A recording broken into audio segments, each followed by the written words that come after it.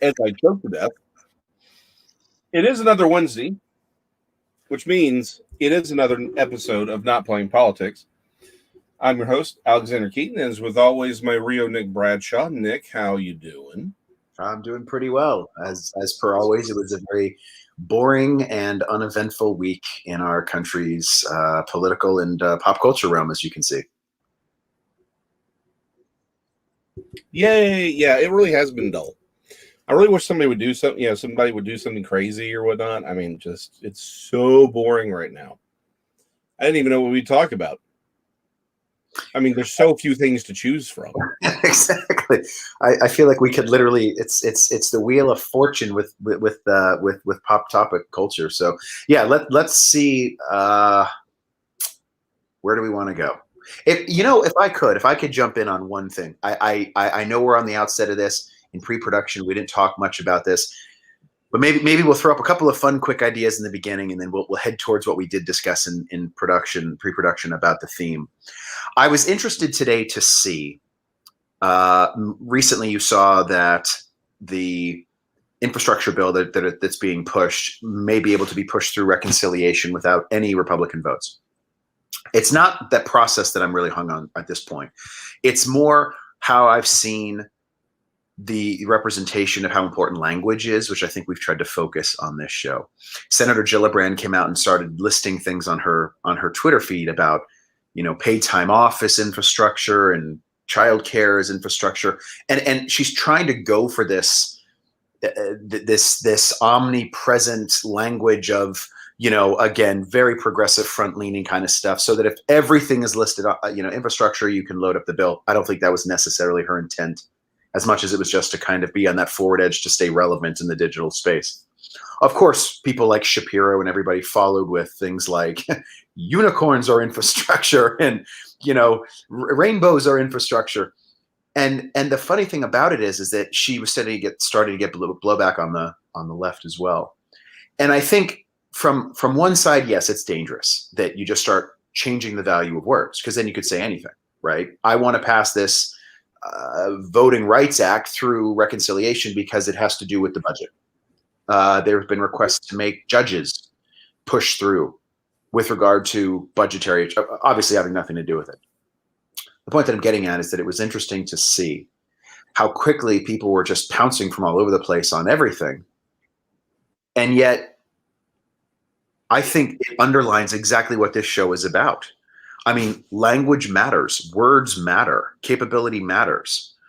And when we talk about truth, when we talk about facts, we have to use them whether we like them or not. We have to use them whether they're popular or not. I mean, you see news coming out of San Francisco that they've decided not to change the names of certain schools, or at least delay the vote on certain schools, like Washington and Lincoln and whatnot. And an article I read, the headline was talking about somehow we feel like we're the rebel rousers because we don't want those names changed. Again, just going from the headline, it's a strange time to be alive in America with regard to news and what facts are. And I know I've brought this up many times on our show, but it was just another example. It was another example of how quick we are to jump on everyone's word, how fast we are to make ourselves get in that point, when really at the end of it, what matters is the truth. And for a lot of us, that means our faithful foundation first and foremost before anything else. And for those like me personally who struggle to fully comprehend and apply the beautiful faith that is in this world, it's an eye-opening experience for me, for sure. Yeah. So what I'm hearing you say is that you don't believe unicorns are infrastructure? I believe that. I thought about whether or not I was going to make this joke or not, and I was biting my tongue on it, but I feel like it can apply.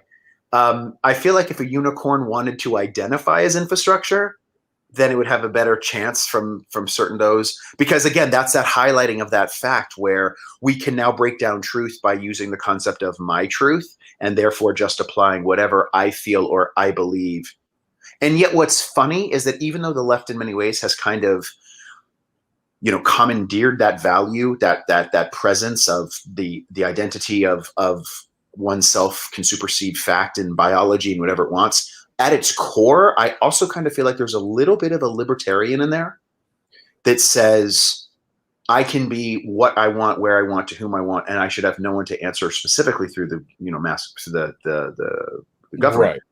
But it's funny how when you start zooming out on some of these lenses, you start to see how much of these, Venn diagrams overlap each other, right? And so language becomes loose. Imagine where we would have been 10 years ago to say something to someone like, I'm a woman because I say I am, or people that seem to be for the rights and liberties that we shouldn't have to have voting ID, but you have to have a medical grade passport to show that you've had a COVID vaccine. Oh, exactly. How can you concurrently be for both? Well, if you actually were concerned about truth and logic, you couldn't be. But luckily, those on the left, and let's be honest, this isn't Democrat or Republican, and what it means to be left or right now is completely changed. But those on the left don't really need to be logical or consistent. It's not. That's not the point. And the worst part is they know that's not the point. They know they're hypocrites on this. They know, and they don't care. The problem is, and I don't want to get too far afield on this, but I think there is that point where, and I think this will tie into the larger theme tonight. Before we talk about what I sort of the first thing we really want to talk about is we've got to understand the people who are pushing for zero voter ID, but then a vaccine passport that has to be biometrically registered and requires blood draws at every time you enter a building. The reason they can hold both things in their heads is because they don't actually believe any of it. The people who genuinely are arguing for this, they know what they're doing. It is a willful choice. They're not trying to figure out how to make the world a better place and stay ideologically consistent. It is about power. It is the idea that the only truth is power. And so they go for whatever gives them power. Creating a fraudulent voting system that no one could ever really trust again, that gets them power because they can fake the vote, as we've seen. Passports with vaccines, great. Now we can control who gets to go where. That's what this is about. It's about power. It has nothing to do with ideological consistency, and you will drive yourself insane if you try to make it make sense. Well, I think it's an interesting point that, drawing from tonight and any of our shows, the concept that A, words matter. Well, A, the truth matters. B, words matter. And I think that the perspective of being able to, whether it's guns, whether it's, because, obviously the massive pushback from people on a lot of things is that, national, background checks and all that for all levels. It's the first pattern for gun registry. Well, why are people so afraid? I don't think it's that they're afraid of a gun registry. I think it's to your point with regard to vaccine passports. It's the same concept. It's a concept of the derision of what's left of any form of privacy. And I think in the 21st century, that is the topic. That will be the topic, whether it's the big tech companies, whether it's vaccine passports, and this. It's not even voluntary anymore. You've got businesses now that are making claims based off of need that before you can do certain things, you have to have certain steps taken care of. Now, again, that's their right, but hold on. Let me push back on that because there is actually a point where that's not true, and again, a lot of this comes to, because the whole my business argument is, I think, for a different day. The point is, though, there are things that people cannot legally ask. And so it does become things it does really become an invasion of privacy. And as this pandemic has actually given more power and more control to fewer and fewer businesses, you could make the argument that the government has actually made many of these companies enforcers of their own policy.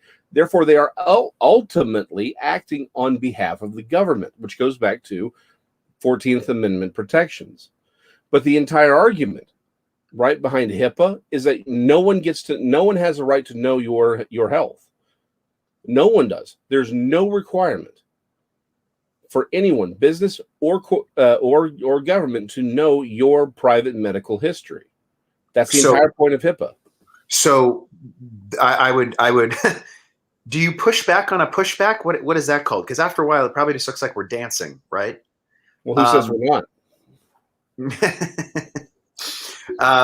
So let me provide an example where an organization can immediately tell you exactly what you have to do.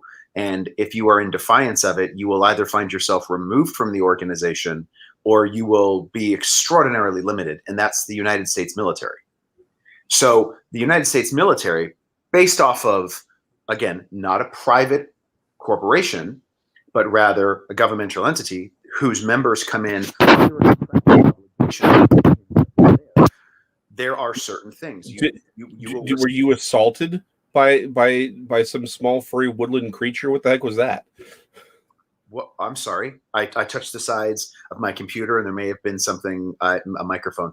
No, what I'm saying is the United States military, for example, and I'm not saying it's good or bad. I'm just saying there are medical requirements that the military will track, that you will have certain requirements. When there are certain regions of the world that you're going to, you will go through a medical regimen. They will give it to you.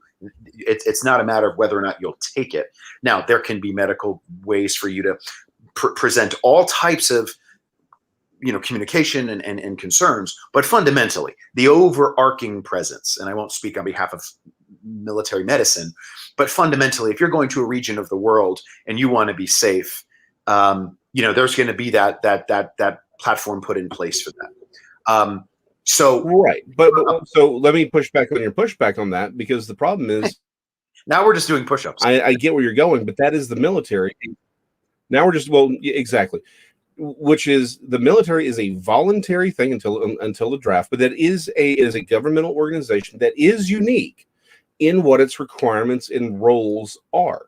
It is not working for Google or going to eat at the Sizzler is not the same as joining the United States military and being deployed to Afghanistan or some forward operating base in the Med.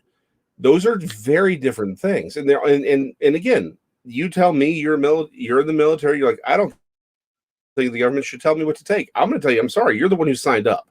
That's a different thing.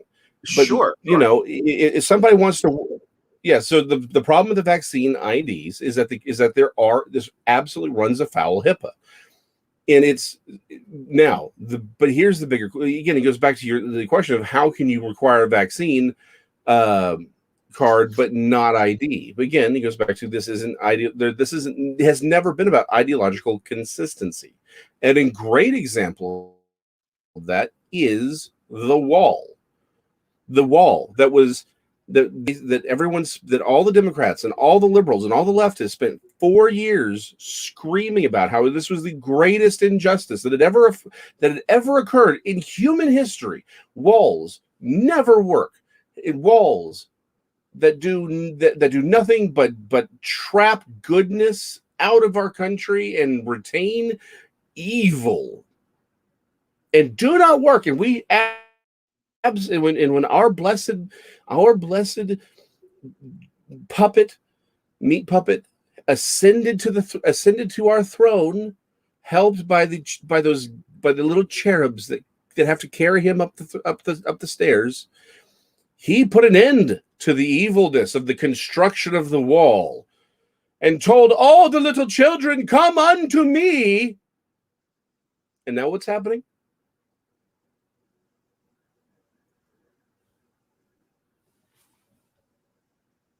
This is a really this is a great dramatic pause. Well, I was waiting for you. No, I mean that was a question mark at the end of that sentence. So what is no? Okay, so I need help. I want you to do the little voice up at the end. So what did it happen? Yeah, okay. And so he told all of the illegal immigrant children to come unto me, cross the deserts by yourselves. Please let the coyotes and gang rapists bring you children to our loving bosom. What happened today, Nicholas? What have we been hearing from our blessed ruler? Well, I mean, I think the struggle that you're coming to, the stories that are coming out about how conversation at the DHS and different entities are talking about the consideration of the continuation of the wall to include closures where there are, quote, gaps. The concern I have, and I can actually tie this into what we were saying before. Again, anyone who knows me knows I'm pretty big on the privacy side for a lot of ways. The way I talk on the phone, the way I try to manage my mail. I'm definitely one of those people that like tears up my mail and cuts it up and removes addresses and just trying to have all of that already, most likely. But nevertheless, you wear full ski masks when you go out on dates. Exactly, just for no reason. Everyone's like, "Is this what you look like?" I'm like, "No, this is me." In fact, I have to put the ski mask on Zoom meetings so people know who I am. But the point that I'm getting at is, from a privacy perspective of our previous conversation, I couldn't be more of an advocate from the privacy side. However, what I'm getting at is when you see people who can look at the military and say, well, there's the DOD, there's a government entity, and then people say, well, the government can have it with them.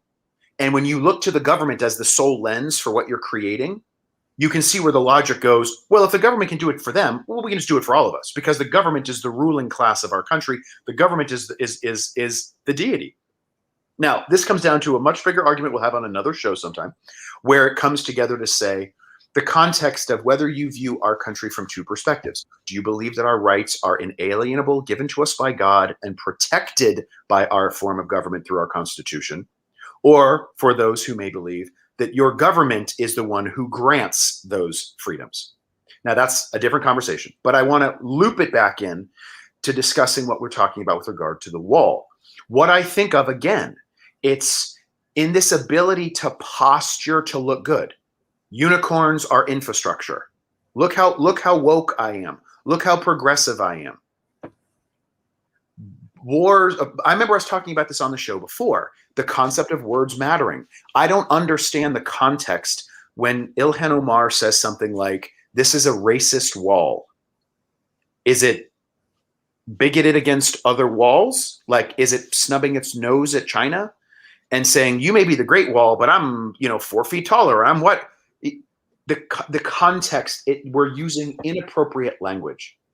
However, what is the lesson learned? That when the new administration comes in, they have to campaign to the side of, and we had this talk in pre-production a couple of days ago as well. When you're coming in as the new guy in a split environment, you have to be against everything that the other guy was about. Everything. Even if it worked. Everything. Absolutely everything. Because if you're not, then someone can say, oh, well, his policies are like this, and that's it, you're shut down. So, to get back to the original question, what has been brought up and making its way through the news cycle? The continuation and the completion of the wall. Although they're going to refer to it as closing some gaps, maybe they're not going to extend it as far out as they need, maybe they want to have this. And the funny part is that whether it was Bill Clinton all the way up through Barack Obama, Obama was called, his nickname was the deporter-in-chief by many people. They deported 3 million people. And yet within an election cycle, within an administration, it flipped 100%, 180 out.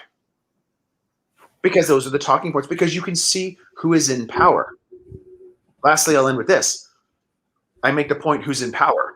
Biden might be sitting in the chair, but Alexandria Ocasio-Cortez, who statistically is one of the most unproductive members of the House of Representatives, which is really saying something, all things considered. Well, but if you were to go and walk college campuses and do the old jaywalking routine and have a microphone, and you were to ask college students today, how many members of the House of Representatives can you name? How many do you think they would come up with? And how much would you bet that Alexandria Ocasio-Cortez would overwhelmingly be one of those representatives?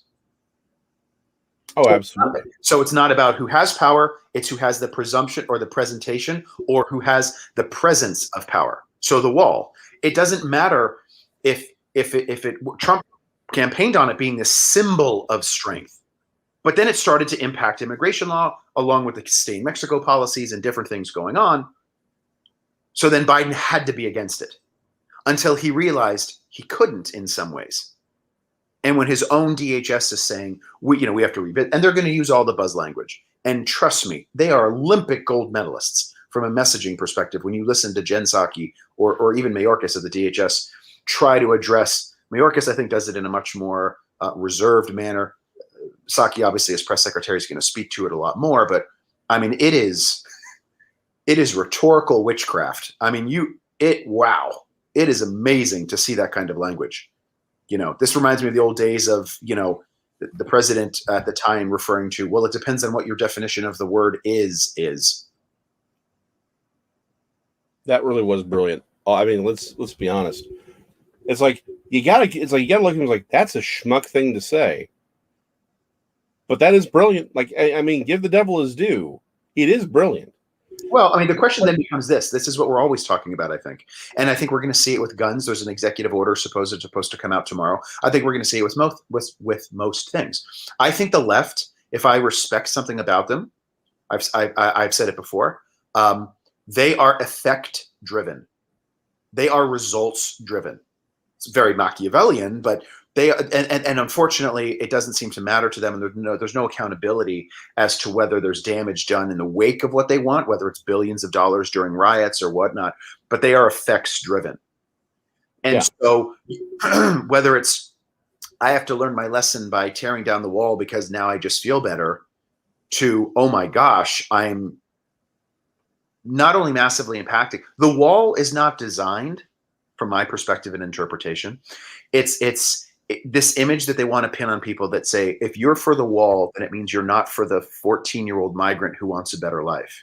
There's nothing could be farther from the truth. But when you just saw 2 Yemeni terrorists coming through, and all of a sudden those reports had to be scrubbed from databases, I have a dear friend of mine who's a fan of the show, who spoke to me about this years ago. And the input that he created, nothing in a secured environment or anything, just talking and having conversation. And he said, if you had to consider it, how difficult would it be for someone in Al-Qaeda to learn Spanish, and if you think about it, represent somewhat of a similar complexion and try to come through the southern border? So the question becomes, if you don't want to say, well, how many people coming through the border upset you, you ask a different question.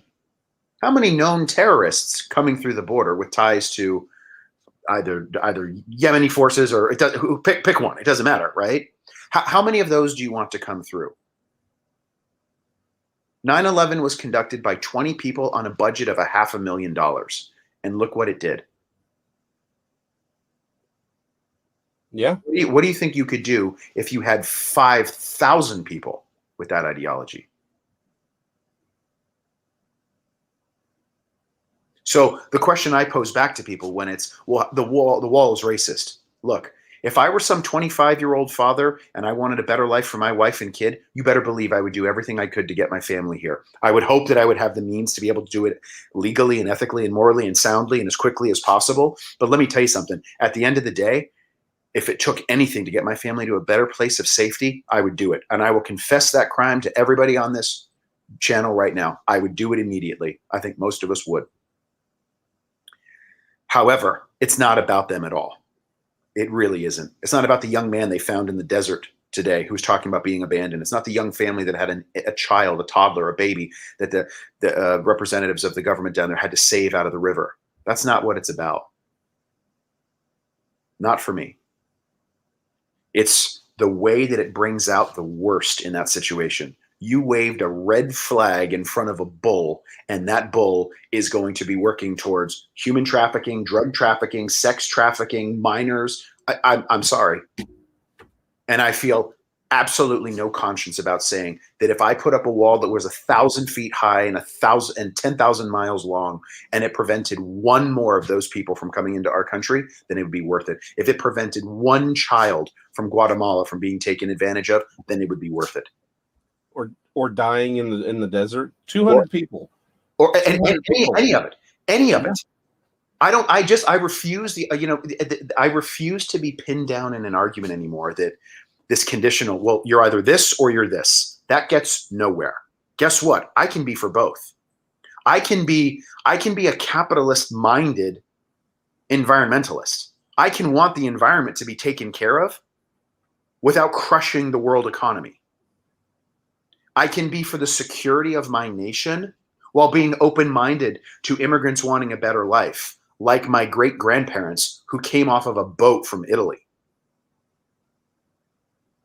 I refuse and I reject the argument and will no longer tolerate being placed into a position that because I hold certain virtues or values, that A, they're inherently bad or wrong because that's the only one that's available, or it's in contradiction to some woke dictionary definition of something not even based in reality. Number two, I refuse and reject the notion that every question has one and only one answer, or even worse, it has two answers, but those have to be diametrically opposed. Because if we follow this path, all that's going to happen is every 2 to 4 years, you're going to have policies in the US change directions 180 degrees all the time. And that is not a way to breed stability. It's not a way to breed stability in the nation. How many other countries are going to look at us and go, well, do they support us in this or not? Are we moving the embassy out of Israel or not? Are you know what I mean? And back to the wall. I don't want to get off this. This has been something important to you, Alex, and I want to get back to your points on it because I know how much you've thought about this. But I just wanted to say on the outskirt, I don't think I'm alone in this. I think there's a lot of people out there, especially our fans listening tonight, that say things like, we can think out our answers, and those answers can have multi-facets to them. I fully reject the notion that I have to have a one-phrase answer to all things. Are you for the wall or against the wall? Well, hold on a minute. I'm for national security. A piece of national security is border security. A piece of border security is the wall, or we'll call it an impediment. Let's just call that a reinforcement of the boundaries regarding the national sovereignty of the United States. Oh, by the way, not to mention the national sovereignty of Mexico. May I play devil's advocate and kick this back to you, Alex? Who's working to keep Mexico great? If we're taking Mexico's labor force, what's going to happen? Well, let's be honest here. No one's working to keep Mexico great or Latin America great, and that's the ultimate problem. Great. So we've removed their labor force, and now they're left to who? The cartels and the coyotes? Yeah. Okay. Let's be honest. Here's the thing, and here's the worst part. Do you know why who the number one advocate for keeping drugs illegal are? The cartels. For the same reason that every time Texas talks about legalizing gambling, people from Oklahoma and people from Las Vegas and from Shreveport, they all show up to lobby our politicians here in Texas to say, nope, you can't have gambling there. Why? Because it takes money out of their pockets. The number one advocate to keep drugs illegal is the cartels.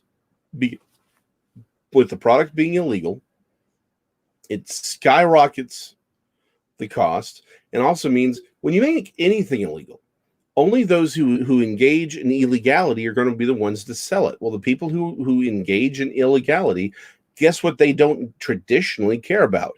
Things like human rights. So they'll do whatever they want. We're giving them billions and billions and billions and billions and billions of dollars every year. And they are the people with the ethical, ethical or lack of ethics to use that power that money provides them to do what they want to do. So let's go back to the wall. But there is a theme here, and I want to touch on what you said. They're going back and they're building. They're like, okay, well, maybe we need to do this. Okay, here's the problem. No one's going to call them out in the media. No one's going to call them out for what is clearly them realizing, okay, we screwed this up. And this was sort of the thing with me. And again, I've been trying to figure out how do we fight this? Because while I believe people, like, you don't have to necessarily consider yourself conservative, but the vast majority of people are really conservative to libertarian as far as how they live their lives. Most people just want to be left alone. We are the majority. Problem is, most people don't want to bother to fight it. They don't want to bother to do anything. But they actually do live in sort of a libertarian to conservative existence. But if we're the majority, the problem is the corporations, basically 5 corporations,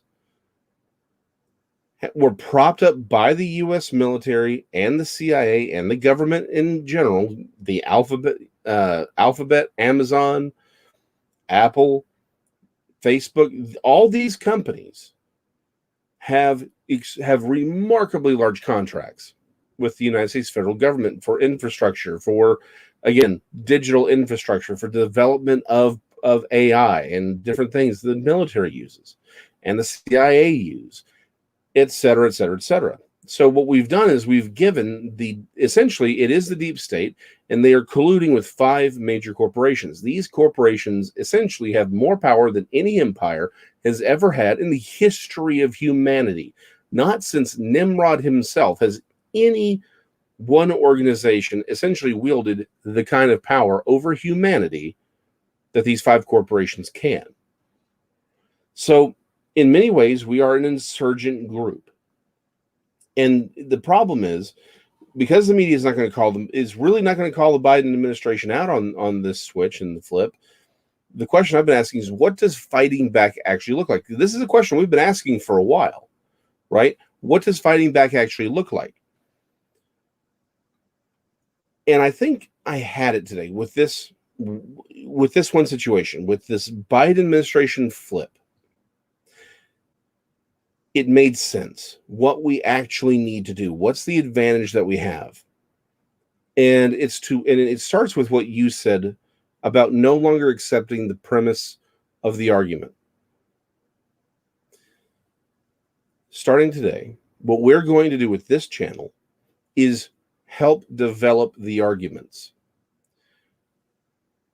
Never accept the premise of the argument from the left, because it's already flawed and it's already designed to put them in a better position, because, like you said, they create this false dichotomy.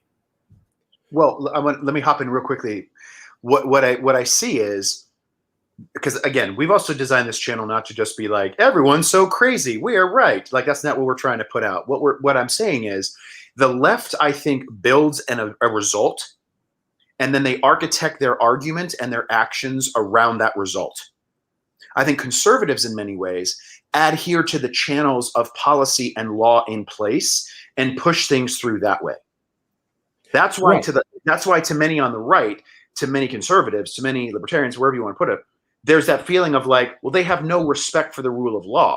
I wouldn't say that it's because there's no respect. I would say they don't necessarily articulate that channel of what it is they're looking for. They're not, if you break down that America is inherently racist, you then don't have to abide by any of the rules. Remember when we were little kids? Oh, these rules are unfair. Well, now I don't have to abide by them. And in fact, not abiding by them makes me somehow moralistically superior, because I'm not only disassociating myself with this unfair treatment, but by so doing, not only do I not acknowledge its validity, but by standing against it and rebelling, it's virtuous. And so, again, when I said that the left is driven by its results, that's what it is. Well, so there is no truth there, or there is no truth. There is only power. Well, there's kind of a ready, fire, aim mentality, right? Where I think many of those that I see, I mean, look at the titles of the word: conservative, the conservation of, the preservation of. I know conservatives that want to make changes. I know conservatives that want to increase, decrease, whatever the situation is, but they want to do it within the context of the apparatus. So then the argument the left makes is, well, the apparatus is flawed. Okay, well, how? It's racist. And they're going to use that until it doesn't work anymore. So now that China is pushing back against the Biden administration and saying that the Biden administration and America inherently is racist for slaughtering black people by mobs of white people, they're using that against the U.S. This policy of utilizing racial identity as the source of power will give way when something else can provide for their desired effect. I just don't know what that next step will be. So I'm sorry for jumping in there so quickly, Alex. I want to get back to you and your point on this about what we can do. I just, as that was coming to me, that's what I realized. And in fact, even in pre-production when we spoke, I saw your point. And what you were talking about was that utilization of those channels. And that's where I think we have to look at it. Well, and it's got to be a multi-prong attack. And that's the thing. We are going to figure out the best art. We're going to work out the arguments here. It's not about necessarily at this point solving all the problems. We got to get back in the game. We're not in the game right now. We got to learn how to properly argue with these people with this ideology that does not believe in truth. It does not believe in fact. They don't even believe in science. They believe in power. So we got to deal with them in that fact. The problem is we've tried to argue with them as if they were honest in their arguments, and they aren't. So we need to stop. The first thing is in that first step comes in saying, nope, I reject your false dichotomy. I reject your claim that there's only A or B. There is a bigger, broader universe out there, and there are real solutions that you refuse to address. But let's take immigration, for example. We have to reject the idea that we can have security, meaning people can immigrate here legally. Let's even state this. They should be able to come here, and the immigration process should be straightforward and simple and easily understood and attained by action. There are people who we would love to have here. I know people who have been waiting literally 10 years to come here legally. They have spent thousands of dollars to come here legally, but we'll allow people who come here, steal identities, and take welfare. They will take food, supplements, all these supplemental programs. They take advantage of all of that. Our school system, they don't pay taxes, but they're here and they're enjoying it. And the people who are trying to do it the right way, they don't get a chance to come in because they're doing it the right way. We've created a flawed system. Here's what we reject is the idea that you can't have both security and efficient and effective immigration system that is humane. Can I throw something out there? And I don't want it to sound negative, but there is a concern I have. Do you think if they showed demonstrably that the level of people coming in from this country, because I think the end goal in the long term is going to be to create a voter base, right? But do you think that as a lot of people started to come in, if they ended up voting Republican, that all of a sudden there would be some massive pushes to regulations with regard to immigration? Oh, absolutely there would. Like, that's not even a question. Not even a question. Absolutely. Well, you're seeing in places like Florida. Florida's gotten progressively redder. And they think that a lot of it has to do with the Cuban voting base, because Cubans, in many ways, who tend to be overwhelmingly Catholic, tend to vote more conservatively. You're seeing the numbers of people that were first-time voters or change party affiliation was due to Trump. And they say that he may have made significantly more headway with the Latin community and the African American community than many had projected. No, exactly. But and this is to the point, because he actually made arguments. He actually went to the people and he made arguments. So that first step is rejecting, like you said, the false dichotomies. We can't play like with these people like they are trying to make they're trying to make an honest argument, because they're not. But here's the other thing. As we're where are we on the thing? 39 minutes. We got a little bit of time. What we need to do is realize that prong one is learning how to argue the best arguments, how to make the best points, to really sell our positions. That's the first step. The second step is, as we are doing this, as we are making the calls, we're making the arguments, we got to come up with the right laws, the right legislations that takes power out of Washington and brings it back to the local community. We can do these things. But the third step, and this is the thing a lot of people are missing,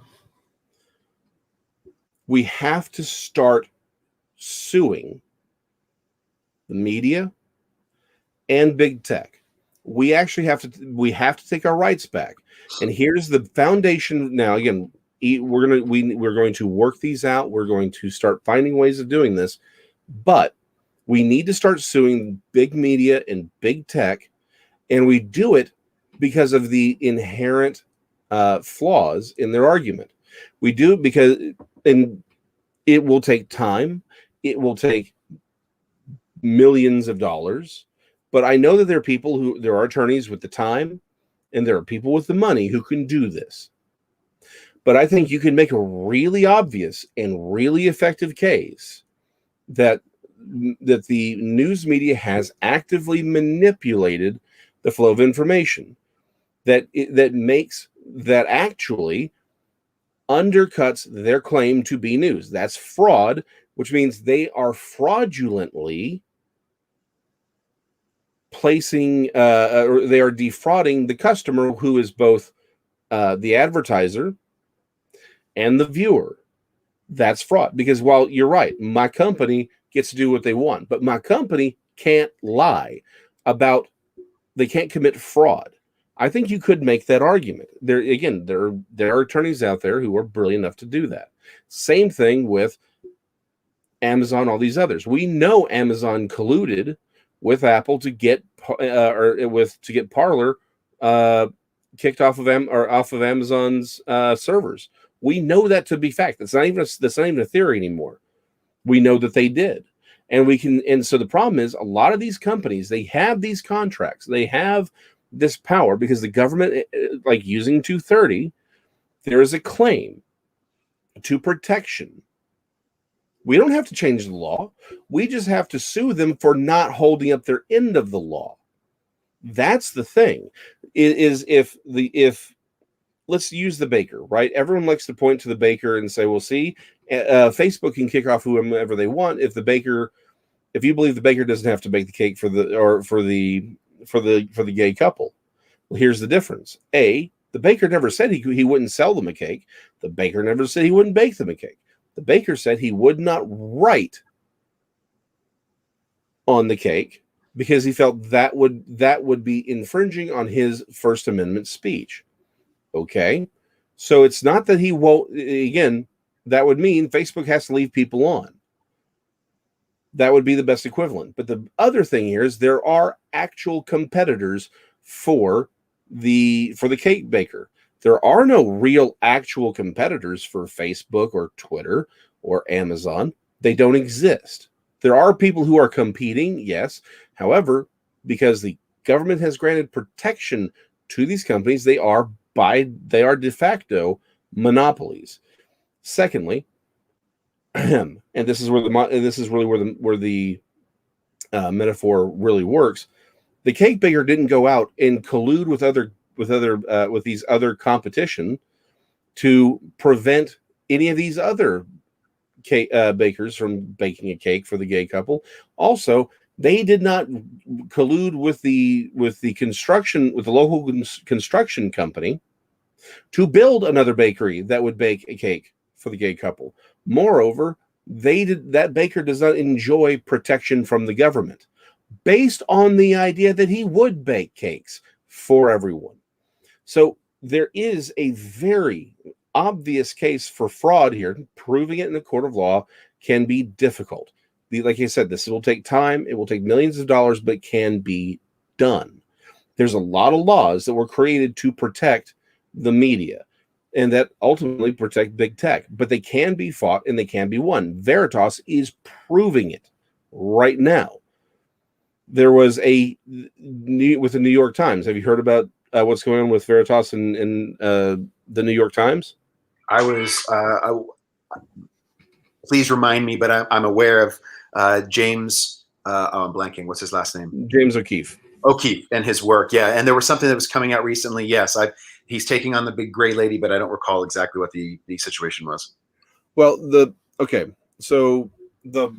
again, these things are difficult to sort of parse out, but the broad scheme here is the way several of the authors wrote an article.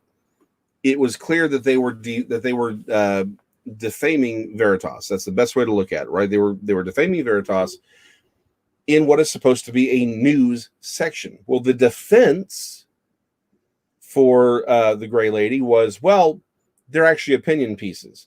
And this is where the lawsuit really matters. Because the judge came in and said, hold up, you didn't say that this was an opinion piece. You put these articles in the news section. That means they are supposed to be factually accurate. If you have an opinion in them, they're no longer news. That's not a defense. That makes it propaganda. That makes it defamatory. So the fact is someone was willing to stand up and say, no, you don't get to do that. That's what we need to be doing. And the thing is, politicians usually don't sue media and things like that, because it makes you look bad, because it's like, well, you're attacking people because you're attacking the free press. Well, we need to find someone who's willing to take that hit and say, I'm not suing the free press. I'm suing propagandists. I'm suing people who are undermining the very basis of our democracy with their views. I'm for freedom of speech, but you can't lie to your client. You cannot say that you are an objective news source when you are clearly operating within the realm of propaganda. That is, and I think I think you could even make that claim to some of the opinion pieces, like your Rachel Maddow. I wouldn't start there. I would start with the hard news section and argue that the overall choice of what stories to run, what stories not to run, shows not just a bias, but a deliberate choice to act as a PR firm for a given party, rather than as an objective news source. That I think this is going to be the much larger key. If we can start taking millions and millions and millions of dollars, potentially billions of dollars, if I'm Parler right now, that's my lawsuit. You take billions of dollars away from these industries, things will start to change, because then there will be case law that shows, hey, you got to do this right. You gotta actually show that you've got to do due diligence. You've got to show that you're objective here, and that an argument can be made. So, just to restart here, we need to develop better arguments that are actually designed to persuade people, not the way we've been doing it, because it has sucked. Secondly, I'm sorry. Go ahead. I'm sorry. Yeah. Secondly, we got to get out there. We got to get in the government on the local level, so that we can kick out the people because the reason a lot of these people are able to get away with things is because the people on the local level are bought and paid for. We got to get into the politics, obviously. We got to do a better job of electing people. And we got to make certain that we stay on our elected representatives, and we got to be the ones actually creating laws and saying, you got to pass this. This is it. That's part of the argument. And then thirdly, we got to find a way to we need to do the same thing they've done. We need to fight with lawsuits and find ways to really monetarily punish these companies for overstepping their bounds and defrauding the American people, which has led to this problem. Those are the 3 steps we've got to take, and I do believe that this is possible. And it's going to take time, but I think it is possible to assemble multiple teams in multiple states, because obviously what the state that you are suing from matters. These things matter, but there are attorneys that we can find and victims we can find that could make these lawsuits happen, and that is a major weapon in our arsenal that we got to develop. We don't have it yet, but it's got to be developed. It needs to be developed very quickly. Well, we spoke, earlier about the line, and I'll share with our fans and family and friends listening that the conversation was coming from the perspective of, as corporations jump into the morality of this argument to virtue signal or do what they need to do, that from our perspective, without trying to sound negative about it, but just realistically do an appraisal, it feels a bit more like a PR approach. For example, let's take the All-Star game. The All-Star game is being moved from Georgia due to a bill that actually has elements that expand voting rights to people. But because it's been labeled the way that it has, and the president's jumped down the throat of it, they're moving it. Of course, they're moving it from a state that is 51% African-American to a state that is substantially, I would imagine, less in representation. They're also moving it to a stadium by Coors Field in Colorado, which is also by one of the founders of the Heritage Foundation, one who is much more of a conservative, which I think these are all great. That's not necessarily going to make the news per se. But I can almost assure you, if it were a Trump move, they would want to know, what's the stadium? Is there ties to white supremacy? Is there this? Is there that? But the point is, it happens because they want to have this woke perspective of what's going on. All they're doing is costing hundreds of millions of dollars to the state of Georgia, of which now Stacey Abrams wants to claim no responsibility for, or representatives there want to claim no responsibility for, including the president himself, who's now backing off, because then all of a sudden, well, do you want the masters at Augusta removed? I mean, what else do you want to remove? But it's the same thing, whether it's moving it for that reason to virtue signal, or a company like Apple, where Apple is doing the same thing. Apple wants to provide its money and resources to these elements of what they're doing to kick Parler off or do what they need to do, but yet they have no problem with the kind of labor they're using in China to build their products. So, you know, let's remember that the color that these companies are focusing on are not red and blue. It's still green, but they're just using it through a channel that's operative right now, in the same way that I think that the left is utilizing race. They see it as a means to get votes. They see it as a means to accrue power. I do want to tie this in, secondly, to something that I saw a salty one, right? And I want to scroll up here a little bit. Lots of good conversation going on tonight, and we both appreciate you guys getting in there. The comment that he made that I thought was striking is when he said, from a salty one, I think the depths to which the media controls our national narrative is actually a national security issue, followed by the follow-up comment that says, especially when countries hold us collectively responsible to that narrative, like China does. And I agree. And I think that we saw that where Xi Jinping and the Chinese are coming out with things about American policies regard to these white mobs that are slaughtering blacks in America. And the interesting part is anything to keep attention away, not just from the Uyghur movement, because I think China looks at that as a social internal problem and something that they don't want to be bothered. But that's not what I think the main goal is. I think what they want to do is reframe the argument so that China can go after Taiwan. Oh, and absolutely. That's what you're going to see. And it's going to be this desire for us to create security to our borders and all the stuff that they're going to want to do. And once the policies start turning against the Democrat Party and breaking that narrative of starting to have them being called out. And here's the reason why I think that holds true. There's always somebody who's more morally moral in their moralism than anyone else is morally moral in their moralism. The French Revolution showed that. There's nobody so pious as the person standing next to you. The problem is that once you determine that the person who's less pious than you doesn't deserve to exist anymore, you get revolutions that are bloody and lead to the downfall. So we talked about this before as well. The concern that we were raising was, well, why wouldn't there be this concept of, if we see conservative values, not what MSNBC frames them as, but conservative values, limited government, restriction on budget, mindfulness economics, smaller, strong borders, but smaller intervention across the world. Trump wanted to end the wars and bring soldiers home. Biden is doing, it seems, all that he can to swirl the sippy cup in the Middle East again. And I don't know why there's this just love affair with wanting to have an eternal presence in some places. But the point that I'm getting at is that when we see the argument coming from where it is, we have to, if we put ourselves in the posture where we're always the most pious on top of the hill, there's always someone that will come up behind it, until it gets to the point, as we've said before also, that the left will eat itself. And it has to, because for the left to survive, they have to be a victim. And for them to survive, there has to be some type of mandate for there to be an oppressor.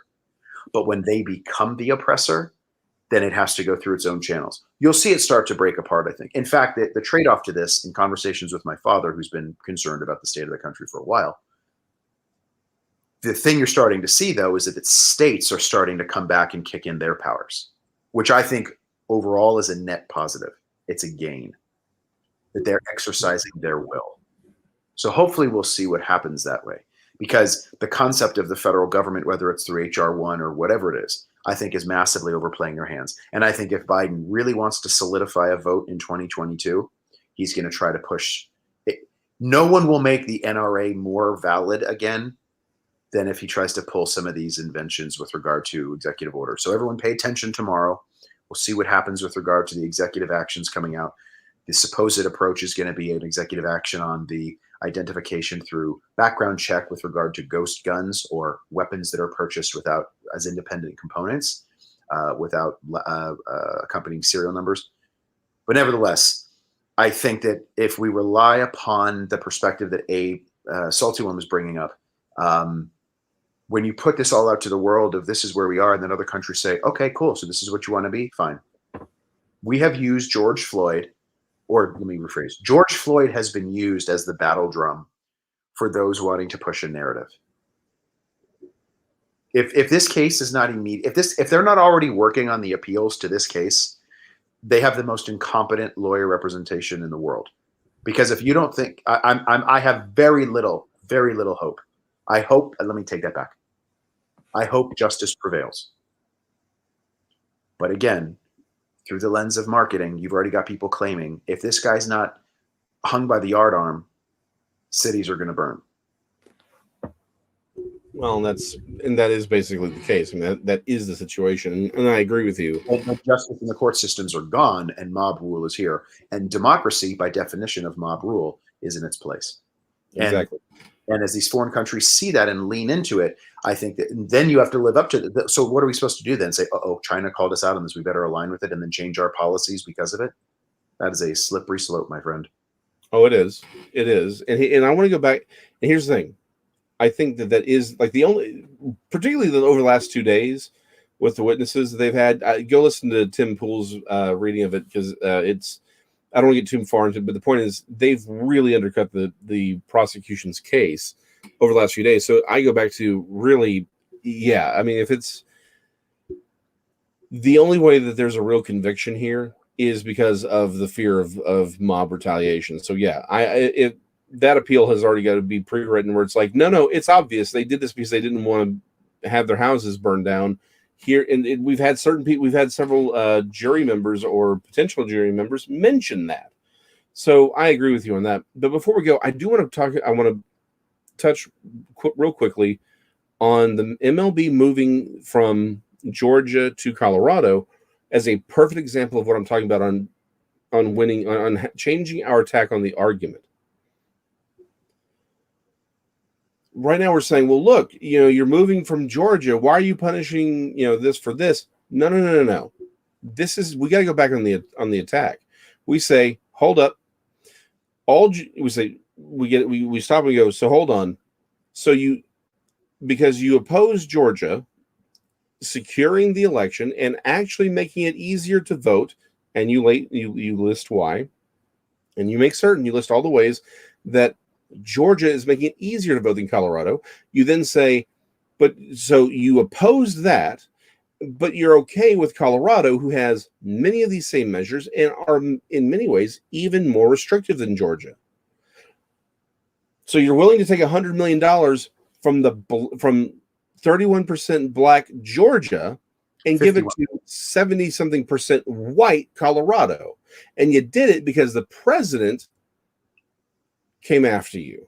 So really what I see here, and we have to use their tactics, is it seems like what you really wanted to do is punish black people for securing their elections, and you're perfectly okay with giving that money to white people. We got to use their own language. We showcase their hypocrisy. Don't complain about the hypocrisy. Showcase the hypocrisy. Okay, so you're going to take $100 million away from a state that has really a county that's you got a very high black percentage, but you're going to go and move over to Colorado, even though they have the exact same or even more stringent voting laws. Then the problem wasn't the voting laws. The problem was you were doing what the president told you to do, and the president seems to have a problem with black people securing their vote. That's what I'm seeing. If that's the argument that they're going to present, then that's the argument we need to give right back to them. We need to point out that the reason there is so much poverty in black neighborhoods is because they vote Democrat. Let's stop trying to argue and have them say, well, we've been trying to be on the defensive the entire time. We need to go on the offensive. Say, no, Republicans aren't racist, but fine. Let's say that I'm never going to convince you anything other. Then please tell me why you think Democrats aren't. They've run all these neighborhoods in all these cities where you have the worst black unemployment, the worst crime. They've all been run by Democrats for decades. That's not an accident. We got to go on the offensive. We have to be willing to make the arguments and stand by it. And again, we have the other prongs, but the first prong is going to be making the best argument. We have to be, we can't be defensive. We got to be offensive. We got to point out the reason the Democrats say, look, the reason you favor illegal immigration versus correcting and fixing the legal immigration is because you like exploiting brown people. That's why you don't want the legal immigration fixed and our borders secured. You love the fact that you like the fact that you can exploit brown people for cheap wages, and that you don't care about the kids that are coming across getting raped by 12 people and working in sex shops. You don't mind that. You don't mind that we're exploiting brown people who are coming from these very troubled nations to work for under minimum wage and not enjoy any of our of the typical rules that would apply to the American worker, because you want to keep your avocados $3 for $1. We got to make the argument. We got to go on the offensive. And this is a perfect example of what I'm talking about. We go on the offensive with these arguments. We get laws written by the people, not by the lobbyists, and we start suing the large corporations and the government to take our power back. That's how we are going to do this. It's not going to be given to us. We got to take it back, and we got to take it back by being on the offensive and not the defensive. Nick, I really appreciate you coming on, every Wednesday and being in this fight. Salty One, Cheese Freak Ginger Snap, Mr. D Knuckle. Sorry, you're the ones who are mostly talking. Susan Robertson, Brian Tulis. Anyone else I may have missed, and anyone who's listening to this after on replay, thank you for being here, because we know y'all are in this fight together. We know this fight can be won. It's going to be long, it's going to be hard, but we can win it. We appreciate y'all being here.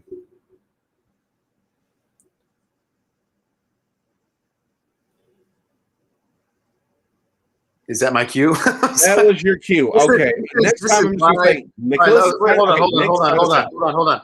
Cut. All right. Roll back for editing and take it away, Alex. And 3, 2, 1, action. So, guys, thanks so much for tuning in. We appreciate it. We wanted to build something from the ground up, and that's what I think we're working on.